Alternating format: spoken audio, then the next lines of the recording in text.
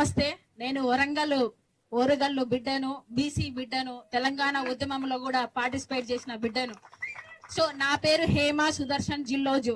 మనం కొట్లాడి తెచ్చుకున్న అన్న పోలీస్ అన్నలు మీరు కూడా కొంచెం సపోర్ట్ చేయాలి, ఆడవాళ్ళుగా మాకు అవకాశం ఇవ్వాలి అని చెప్పేసి దయచేసి మీకు చెప్తున్నాను. అమ్మల్లారా, అక్కల్లారా, చెల్లెల్లారా, మన బిడ్డలందరూ కష్టాల్లో ఉన్నారు. ఉద్యోగాలు లేక మనందరూ, మన పిల్లలు అల్లాడిపోతున్నారు. ప్రతి ఒక్కరు మీరందరూ బయటికి రావాలి. మన పోయిన జనరేషన్ లో వచ్చేసి ఓరుగల్లు రుద్రమాదేవి ఎలా కొట్లాడిందో మన బిడ్డల కోసం మనం కొట్లాడాల్సిన అవసరం ఇప్పుడు వచ్చింది. ఎవడైతే తప్పు చేస్తే వాడిని చీపురు కర్రతో మనం ఎలా కొడతామో, తరిమి కొడతామో, ఈ రోజు దండపాలెం బ్యాచ్ ఇక్కడ కాంగ్రెస్ ప్రభుత్వం ఈ రేవంత్ రెడ్డి 420 హామీలు ఇచ్చటం ఎవరంటే ఈ రేవంత్ రెడ్డి.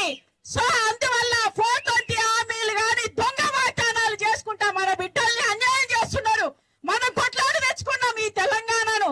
దయచేసి ఆడవాళ్ళందరూ బయటకు రావాలి, మన బిడ్డలకు న్యాయం చేయాలి. మన అక్కలు అందరూ మీరందరూ వచ్చేసి వీళ్ళకి న్యాయం చేయాలని చెప్పేసి, వీళ్ళు యువతకు జాబులు లేకుండా మెంటల్ గా స్ట్రెస్ అవ్వకుండా వీళ్ళు పక్కదారి పడుతున్నారు. దయచేసి మనం బయటికి రావాలి, కొట్లాడి తెచ్చుకున్నాం ఇప్పుడు తెలంగాణను.